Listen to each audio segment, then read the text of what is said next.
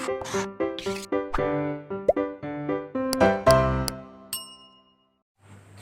बच्चों, blueprint digital में आपका स्वागत है। मैं आपकी गणित की टीचर मोनिका। बच्चों, हम बात कर रहे थे कि दो चर वाले रैखिक समीकरण युग्म क्या होते हैं और उन्हें हल करने की विधि के बारे में, जिसमें से हम एक विधि के बारे में पढ़ चुके हैं, आलेख्य विधि, जिसमें हमारे सामने 3 रिजल्ट निकल के आए थे।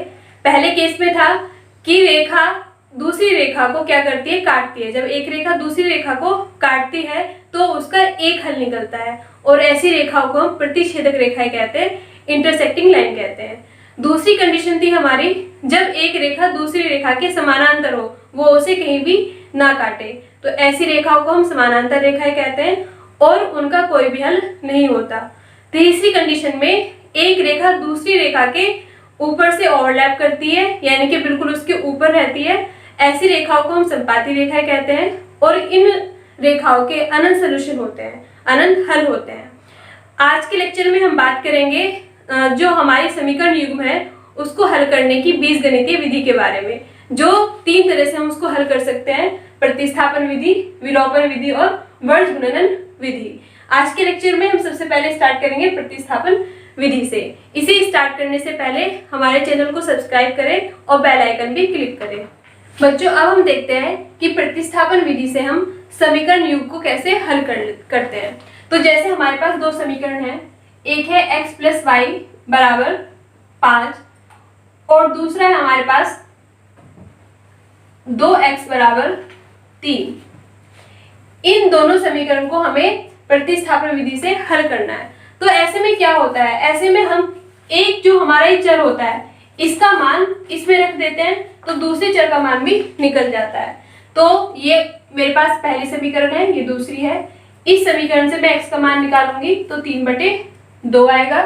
अब इस मान को मैं समीकरण 1 में रखूंगी तो 3/2 + y = 5, तो y = 5 - 3/2, तो ये हो जाएगा हमारा 10, 3, 7/2। तो जब हमारे पास 2 चर हो तो हम क्या करते हैं, प्रतिस्थापन विधि में क्या करते हैं, उसको प्रतिस्थापित कर देते हैं, उसे सब्स्टिट्यूट कर देते हैं एक चर के मान को दूसरे चर में। मतलब जब हमारे पास ये समीकरण है तो इसमें से हमने x का मान निकाल के दूसरे में रख दिया है ना, प्रतिस्थापित कर दिया है। और जब हम इसे हल करेंगे तो इसे हम प्रतिस्थापन विधि कहते हैं। इसे और समझते हैं, जैसे मेरे पास 2 समीकरण है, एक है x + y = 5 और दूसरी है x - y = 1। अब इन दोनों समीकरण को मुझे किससे हल करना है, प्रतिस्थापन विधि से हल करना है। तो इसमें मैं क्या करूंगी, कोई सी भी समीकरण में, मान लेते हैं दूसरे समीकरण में, एक चर को मैं इधर रहने दूंगी और दूसरे चर को मैं दूसरी तरफ ले जाऊंगी। मतलब इसे मैं इस तरह से करूंगी कि एक चर का मान मुझे मिल जाए। तो x बराबर क्या होगा, 1 + y। इस समीकरण से x बराबर क्या होगा, 1 + y। इधर माइनस का उधर जाके प्लस का हो जाएगा। अब x का मान मिल गया है, इस x के मान को मैं पहली समीकरण में रख दूंगी। तो x का मान समीकरण 1 में रखने पर तो ये हो जाएगा 1 + y = 5, तो ये हो जाएगा 2y + 1 = 5, यानी कि 2y। 5 - 1 = 4, यानी कि y बराबर क्या हो जाएगा, 2। y का मान क्या निकल के आया, 2। अब इस y का मान मैं इसमें रखकर x का मान भी निकाल सकती हूँ। तो x बराबर क्या होगा, 1 + y, यानी कि 1 + 2, यानी कि 3। तो x बराबर आ गया मेरे पास 3। तो इस तरह से मैंने इन दोनों समीकरण को हल कर x का मान भी निकाल लिया और y का मान भी निकाल लिया। इस मेथड में हमें क्या करना है, सबसे पहले दोनों समीकरण को लिखना है, फिर उसमें से किसी एक समीकरण को देखना है। उस समीकरण में हमें या तो x बराबर सारे टर्म को ले जाएंगे या फिर y बराबर सारे टर्म को ले जाएंगे। मान लिया कि मैंने x बराबर कर लिया है और जो x का मान निकल के आया है y के फॉर्म में, दूसरी तरफ क्या y वेरिएबल भी होगा हमारा, उसे हम पहली समीकरण में रखकर उसे हल कर लेंगे। मतलब इस पूरी इक्वेशन को हम एक ही चर में बदल लेंगे, फिर उसे हल करके उस चर का मान, वेरिएबल का मान निकल के आ जाएगा। फिर हम दोबारा से उस वेरिएबल के मान को किसी इक्वेशन में रख के दूसरा जो हमारा चर है उसके मान को हम निकाल लेंगे। तो हमारा x और y दोनों चर की जो वैल्यू है वो निकल के आ जाएगी। इस पे अब हम एक क्वेश्चन करते हैं।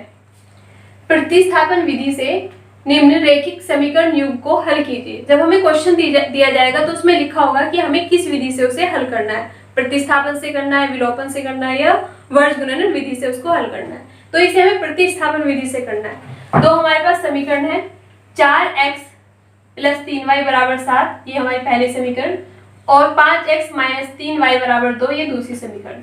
अब प्रतिस्थापन में क्या करते हैं, जो हमारी समीकरण है, एक समीकरण में हम उसको क्या करते हैं कि जो हमारे पास चर है उसे एक चर के बराबर में ले जाएंगे और बाकी मान को, जैसे इस समीकरण में इस 5x को हम इधर रहने देंगे और ये हो जाएगा 2 + 3y, यानी कि x का मान क्या आएगा यहाँ से 2 + 3y / 5। अब इस x के मान को पहले समीकरण में रख देंगे। x के मान को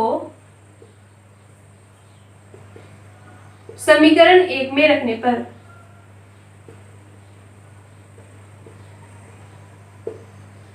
ये हमारे पास 4 है, x का मान है हमारे पास 2 + 3y / 5, फिर +3y और बराबर 7। इसे हल करते हैं, अंदर इसकी गुना करेंगे, 8 + 12y / 5 + 3y / 7, ये हो जाएगा 8 / 5 + 12y / 5 + 3y = 7। y की जो ये हमारे टर्म है इन्हें एक तरफ रहने देंगे, बाकी को हम इधर ले जाएंगे। तो ये हो जाएगा 12y / 5 + 3y = 7 - 8 / 5। इसे हम और हल कर लेते हैं, एलसीएम ले लेंगे, तो 12y + 15y / 5, और ये हो जाएगा हमारा 5 × 7 = 35 - 8 27 / 5। ये हो गया 27y / 5 और ये भी 27y / 5। इससे ये कट गया, तो y का मान क्या आ गया हमारा 1 आ गया है। इसे हल करने पर y का 1 मान आ गया है। अब हमें x का निकालना है, तो x का हम यहाँ से निकाल सकते हैं, यानी कि इस समीकरण में समीकरण 3 में x का मान निकालने के लिए हम क्या करेंगे, यहाँ y का मान रख देंगे। तो समीकरण 3 में y का मान रखने पर हमें क्या मिलेगा, x = 2 + 3, y का मान है 1 / 5, 2 और 3 5 / 5, तो x का मान भी क्या आ गया है, 1 आ गया है। y का मान भी 1 आया है, x का मान भी 1 आ गया है, और इसे हमने कैसे हल किया, प्रतिस्थापन विधि से। अब हम नेक्स्ट विधि की बात करते हैं, जो है विलोपन विधि। बच्चों, कई बार क्या होता है कि जब हम प्रतिस्थापन विधि से समीकरण युग को हल करते हैं तो उसमें जो भिन्न में आ जाता है मान, मतलब उसकी जो कैलकुलेशन होती है थोड़ी मुश्किल हो जाती है। तो हमारे पास एक और मेथड है जिससे अगर हम क्वेश्चन को, इक्वेशन को हल करेंगे तो वो तरीका एक आसान तरीका होगा, जिसे हम विलोपन विधि कहते हैं। जैसे मेरे पास दो समीकरण है, एक है 4x + 3y = 7, दूसरी है 5x - 2y = 2। ये समीकरण 1 है और ये 2 है। इस समीकरण को मुझे विलोपन विधि से हल करना है।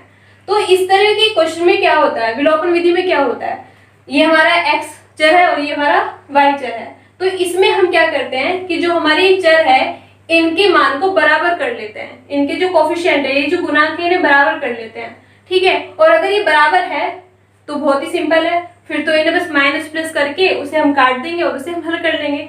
जैसे इन दो समीकरण में ये भी 3y है और ये भी 3y है, ठीक है, तो ये प्लस का है, ये माइनस का है, तो अगर हम इस इक्वेशन को इसमें जोड़ दें तो ये तो कट जाएगा। तो हमारे पास जो कटने के बाद जो क्वेश्चन आएगा वो किस में आ जाएगा, x शेयर में आ जाएगा, और फिर हम उससे x का मान निकाल लेंगे।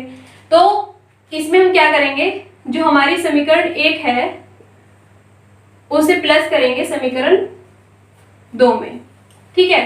तो जब हम इसे प्लस करेंगे तो हमारे पास क्या आएगा,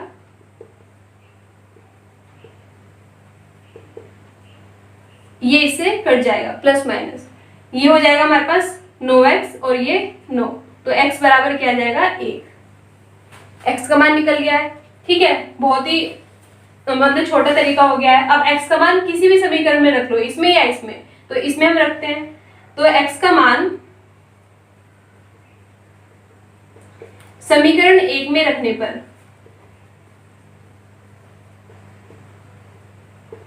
ये हो जाएगा हमारे पास 4x 4 गुना 1 प्लस 3y बराबर 7। तो ये हो जाएगा 4 प्लस 3y बराबर 7, यानी कि 3y बराबर क्या हो जाएगा 7 माइनस 4 यानी कि 3। तो ये हो जाएगा 3y बराबर 3 यानी कि y बराबर 1। तो यहाँ y का मान भी क्या आ गया हमारा 1 निकल के आ गया है। ये तो हमारा बहुत सिंपल था कि हमें इन दोनों कोफिशिएंट को बराबर नहीं करना पड़ा, ठीक है। मतलब हम x के कोफिशिएंट को भी बराबर कर सकते हैं और y के को भी कर सकते हैं। अगर ये बराबर ना होते तो हम क्या करते, हम उसे बराबर करते। कैसे, हम किसी और संख्या की मल्टीप्लाई करते, या तो इस इक्वेशन में या इसमें, और पूरी इक्वेशन को मल्टीप्लाई करते, ठीक है। फिर जब हमारे गुणांक बराबर हो जाते किसी एक चर के, तो फिर हम उसमें क्या करेंगे, माइनस और प्लस करेंगे। इस तरह का हम एक और एग्जाम्पल इसमें कर लेते हैं। विलोपन विधि द्वारा निम्न रैखिक समीकरण युग्म को हल कीजिए। हमें इसमें बता दिया है कि इन समीकरण को हमें कैसे हल करना है, विलोपन विधि से हल करना है। तो विलोपन विधि में क्या है कि जो हमारे चर हैं x और y, उसमें से किसी एक चर के जो गुणांक है उन्हें हमें बराबर करना है सबसे पहले, ठीक है। ये हमारे पास पहली समीकरण है 3x प्लस 2y बराबर 13 और 2x प्लस 3y बराबर 12, ये दूसरी समीकरण है। इसमें या तो x के गुणांकों को बराबर कर लो, ठीक है, या फिर y के गुणांकों को बराबर कर लो। तो हम पहले y के गुणांक जो है इनको बराबर कर लेते हैं। ये 2y है, ये 3y है, तो इसे बराबर कैसे होगा, ये इसमें जब हम 3 की गुना करेंगे, इसमें 2 की करेंगे, तो ये 6 हो जाएगा। तो इस पूरी समीकरण में 3 से गुना करेंगे और इस पूरी समीकरण में 2 से गुना करेंगे, ठीक है। तो इसकी इसमें करेंगे 3 तिया 9, 3 दूनी 6, 13 ती 39। इसकी इसमें करेंगे 4x प्लस 6y और ये 24। अब हमें ये दो समीकरण मिल गई है, 3 और 4। अब ये दोनों क्या हो गए, बराबर हो गए। ये भी प्लस का, ये भी प्लस का। तो ये कब कटेगा, जब हम इसमें से इसको माइनस करेंगे, यानी कि माइनस करने पर। तो जब हम एक समीकरण से दूसरी समीकरण को माइनस करते हैं तो हमारे साइन बदल जाएंगे। ये प्लस का ये माइनस हो जाएगा, ये प्लस का ये माइनस हो जाएगा, ये प्लस का ये माइनस हो जाएगा। 6y से 6y कट गया, 9x में से 4x गया 5x, और 39 में से 24 गया तो हमारा बचेगा 15, ठीक है। तो x बराबर क्या हो गया, 3 हो गया। x का मान निकल गया है, अब y का निकालना है। तो x का मान समीकरण 1 पर रख लो या 2 में रख लो। तो x का मान समीकरण 1 में रखने पर, इसमें रखते हैं, तो 3x यानी कि 3 गुना 3 प्लस 2y बराबर 13। तो ये हो जाएगा 9 प्लस 2y बराबर 13। 2y को इधर ही रहने देंगे, 13 से गया 9, ठीक है। तो कितना बचा, 4। तो y बराबर क्या हो गया हमारे पास, 4/2 यानी कि 2। तो y का मान आ गया है 2 निकल के। तो ये था हमारा विलोपन विधि। विलोपन विधि से हमने क्या करा, इन दोनों समीकरण को हल कर दिया है। यानी कि हम इसमें क्या कर देते हैं, विलोपन कर देते हैं किसी एक चर का, या तो x का कर लो या y का कर लो। मतलब आपको उसमें से उसको माइनस करना है या प्लस करना है। तो एक चर खत्म हो जाएगा, दूसरे का मान निकालेंगे। जब दूसरे का मान निकल जाएगा तो उसे फिर हम उसी समीकरण में रख के पहले वाले चर का मान भी उसमें से निकाल लेंगे। इसमें एक और विधि है, वर्ज गुणन विधि। बच्चों, अब हम वर्ज गुणन विधि सीखते हैं। इसे हम क्रॉस मल्टीप्लिकेशन मेथड भी कहते हैं। इसमें क्या होता है, जो हमारे दो चर वाले रैखिक समीकरण युग्म होते हैं, उसका जो मानक रूप है समीकरण का, वो क्या होता है, a1x plus b1y plus c1 बराबर 0, a2x plus b1y plus c2 बराबर 0। अगर इन दोनों समीकरण को विलोपन विधि से हल करें तो कैसे हल करेंगे, इसमें हम किसी एक चर को विलोपित कर देंगे। मतलब कैसे, उसके कोफिशिएंट को बराबर करके। तो मेरे पास ये एक समीकरण है और ये दूसरी समीकरण है। इसमें मैं y जो चर है इसे हटाना है, मुझे विलोपित करना है। तो इसके जो कोफिशिएंट, इसके जो गुणांक है उसे मैं बराबर करूंगी। अब ये मेरे पास b1 है, ये b2 है, तो ये बराबर कैसे होंगे, पहली वाली समीकरण में जब मैं b2 की गुना करूंगी और दूसरी वाली में जब मैं b1 की गुना करूंगी तो y के गुणांक बराबर हो जाएंगे। तो ये क्या होगा, a1 b2 x plus b1 b2 y plus c1 b2 बराबर 0, और ये मिलेगा मुझे a2 b1 x plus b1 b2 y plus c2 b1 बराबर 0। अब पहली समीकरण से दूसरी समीकरण को मैं माइनस करूंगी। माइनस करने पे साइन बदल जाएंगे, y वाली जो टर्म है कट जाएगी और इसमें से दोनों में से हम x कॉमन ले लेंगे। तो ये बचेगा हमारे पास x a1b2 माइनस a2b1 और ये हो जाएगा c1b2 माइनस c2b1 बराबर 0। अब इसे जब हम हल करेंगे तो हमें x का मान मिल जाएगा। x का मान कैसे होगा, x बराबर हो जाएगा हमारे पास b1 c2 minus c1 b2 बटे a1 b2 minus a2 b1। ये हमारे पास क्या आ गया, x का मान आ गया। अब मुझे y का मान निकालना है। अब y के मान पे अगर मैं इसका मान रख के इसे हल करूंगी तो ये कैलकुलेशन थोड़ी सी मुश्किल हो जाएगी। तो हम y का मान दूसरे तरीके से कैसे निकाल सकते हैं, अभी तो हमने y के कोफिशिएंट को बराबर किया था, गुणांकों को बराबर किया था। अब हम x के गुणांकों को बराबर कर लेते हैं। तो x के गुणांकों को बराबर करेंगे तो उसके लिए हम क्या करेंगे, इसमें हम a2 से गुना करेंगे, दूसरी वाली समीकरण में हम a1 से गुना करेंगे, इसे काट देंगे, y का मान निकल के आ जाएगा। तो जो y का मान निकल के आएगा हमारे पास वो आएगा y बराबर c1a2 माइनस c2a1 बटे a1b2 माइनस a2b1, ये मान निकल के आएगा। अब हम क्या करेंगे, हमें वर्ग गुणन विधि का फॉर्मूला डेराइव कर रहे हैं यहाँ से, जिसकी हमने स्टार्टिंग किससे की, विलोपन विधि से की है। अब ये जो हर है हमारा और ये जो है, ये दोनों बराबर है। अब जब इनको हम बराबर रख के x और y के मान को हल करेंगे तो हमें एक फॉर्मूला मिलेगा। वो फॉर्मूला क्या होगा, वो होगा x और y के मान हमने जब सॉल्व किए तो हमें एक रिजल्ट मिला, वो रिजल्ट ये है x बटे b1c2 माइनस b2c1 बराबर y बटे c1a2 माइनस c2a1 बराबर 1 बटा a1b2 माइनस a2b1। ये हमारा क्या है, अचर पद है ना, कांस्टेंट जो है ये c1 और c2 वाला, ये हमें एक रिजल्ट मिल गया। ये जो रिजल्ट है यही हमारा क्या होता है, यही हमारा वर्ग गुणन विधि होती है। इसी फॉर्मूले का यूज करके हम क्वेश्चन क्या करेंगे, सॉल्व करेंगे, समीकरणों को हम हल करेंगे। जैसे हमारे पास यहाँ ये दो समीकरण थी, है ना, a1x plus b1y plus c1 और a2x plus b2y plus c2। तो इसी पे हमने क्या बनाया, ये फॉर्मूला बना लिया है। ये हमारे a1 a2 b1 b2 c1 c2 के मान है। तो इसमें क्या होता है, अगर जब हम x का मान निकालेंगे तो हम x वाले जो टर्म है उसे हटा देंगे, ठीक है। तो ये हमारे चार टर्म मिलेंगी, b1 b2 c1 c2, b1 b2 c1 और c2। तो ये हमारे x के अपॉन में आएगी, फिर हम इसकी इस तरह से क्रॉस मल्टीप्लाई कर लेंगे, है ना, इसीलिए इसको हम क्रॉस मल्टीप्लिकेशन मेथड कहते हैं। फिर इसकी इसमें गुना करेंगे, फिर बीच में माइनस का साइन आएगा और b2 इंटू c1 करेंगे, ठीक है, ये x का माना जाएगा। फिर जब हम y का निकालेंगे तो y लिखेंगे, फिर बटे में ये y की जो टर्म है इसे हम छुपा देंगे एक तरह से, और ये a1 a2 c1 c2 ये हमारे पास चार वैल्यू होंगी, इनकी फिर हम क्या कर लेंगे, क्रॉस मल्टीप्लाई कर लेंगे और इसे हम ऐसे लिख देंगे। फिर हमें ये कांस्टेंट टर्म निकालनी है, अचर पद निकालना है ये, तो एक बटे, तो इसके अलावा a1 a2 b1 b2, अब इन्हें नहीं लेना है, हमें जो x और y के साथ जो गुणांक है उन्हें लेना है। फिर इसकी भी हम क्या कर देंगे, क्रॉस मल्टीप्लाई कर देंगे और बीच में माइनस साइन लगा के इसे लिख देंगे। तो इस तरह से हमारा क्या बन गया, फॉर्मूला बन गया है।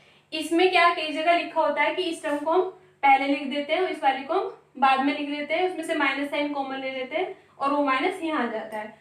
ये और वो एक ही बात है, उसमें बस हम माइनस साइन को बाहर कॉमन ले लेते हैं। तो इस फॉर्मूले को से हम क्या करेंगे, अब समीकरण को हल करना सीखेंगे।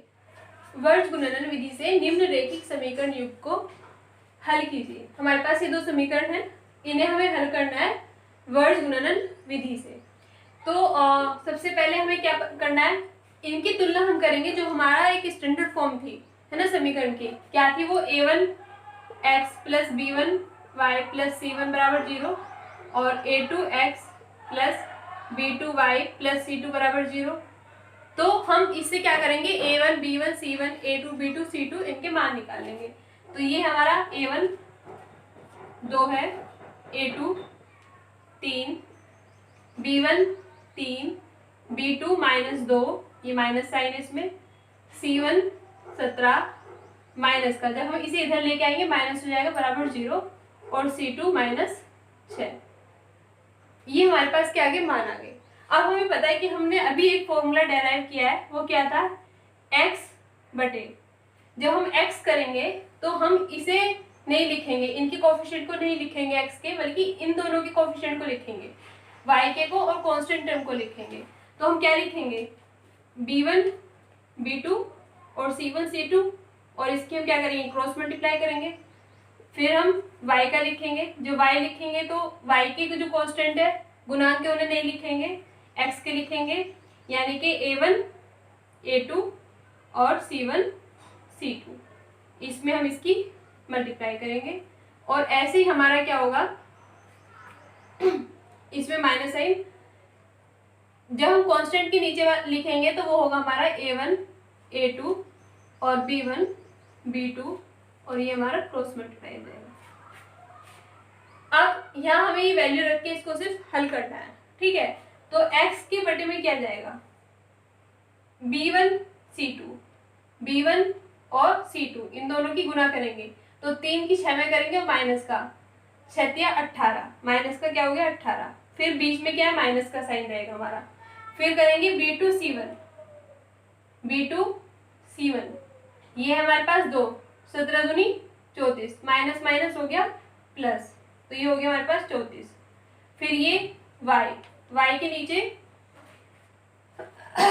a1 और a2, 2 है ये, 2 की गुना करेंगे c2 में, 2 की करेंगे 6 में तो माइनस का 12, फिर माइनस साइन होगा बीच में, a2 c1, a2 3 और c1 है हमारा 17, माइनस का 17 थी 51, माइनस का 51। फिर हमारा a लिखेंगे 1 के बटे में, a1 2 की गुना करेंगे b2 में, माइनस 2 में, यानी कि 2 दूनी 4, माइनस का, और फिर माइनस साइन, फिर b1 a2, b1 3 है और a2 3 है, 3 तिया 9, इसे हम हल कर लेते हैं। तो ये हो जाएगा हमारा x के बटे में, इन दोनों को माइनस माइनस है, माइनस साइन के साथ जोड़ लेंगे, 52, ये हमारे हो जाएगा माइनस 12 है, माइनस और माइनस प्लस हो जाएंगे, और ये हो जाएगा हमारा माइनस का 13। इसे हम और हल कर लेंगे, ये तो हो गया हमारा x बटे 52,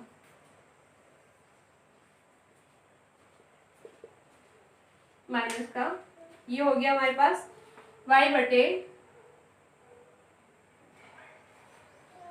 39 माइनस का, और ये हो गया माइनस का 1 बटे 13। अब x को इसके साथ ले लेते हैं एक बार, और एक बार y को इसके साथ ले लेते हैं, तो इससे हमारे x का मान निकल जाएगा और y का मान निकल जाएगा। तो ये हो जाएगा x बटे 52 माइनस का बराबर माइनस 1 बटे 13, माइनस से माइनस गया, x बराबर हो जाएगा 52 बटे 13, तो x बराबर क्या हो जाएगा, 13 चौका 52 4। अब हम y को बराबर ले लेते हैं, y बटे 39 माइनस का है बराबर माइनस 13, माइनस से माइनस गया, y बराबर 39 बटे 13, 13 थी 39, यानी कि y का मान आ गया हमारे पास 3। तो इसमें सिर्फ हमारे पास क्या है, कैलकुलेशन है। हमें ध्यान रखना है कि x के नीचे हमें कौन से कोफिशिएंट लेने हैं, y के नीचे कौन से कोफिशिएंट लेने हैं, और जो हमारा अचर पद है उसके नीचे कौन से लेने हैं। इसमें हमें सिर्फ फॉर्मूला लिखना है, इनकी हमें क्रॉस मल्टीप्लाई करनी है, वर्ड गुणन करना है, और फिर उसे हल करके x और y के मान निकाल लेने हैं। तो ये था हमारा वर्ड गुणन विधि। इस चैप्टर में हमने इसकी तीनों विधियों के बारे में बात की। नेक्स्ट चैप्टर में हम बात करेंगे कि जो अगर हमारे पास कुछ ऐसी समीकरण होती है जो कि रैखिक समीकरण नहीं है, तो उन्हें हम कैसे हल करेंगे। तो सबसे पहले हम उन्हें रैखिक समीकरण में बदलेंगे, फिर हम उन्हें हल करेंगे, और फिर नेक्स्ट लेक्चर में हम जो हमारे 2 चर वाले रैखिक समीकरण युग्म है उसमें इस तरह के क्वेश्चंस करेंगे जो हमारे व्यवहारिक जीवन से, दैनिक जीवन से संबंधित है, उन्हें भी हम हल करना इसमें सीखेंगे। Thank you for watching this video. Please like, share and subscribe this channel. Good day.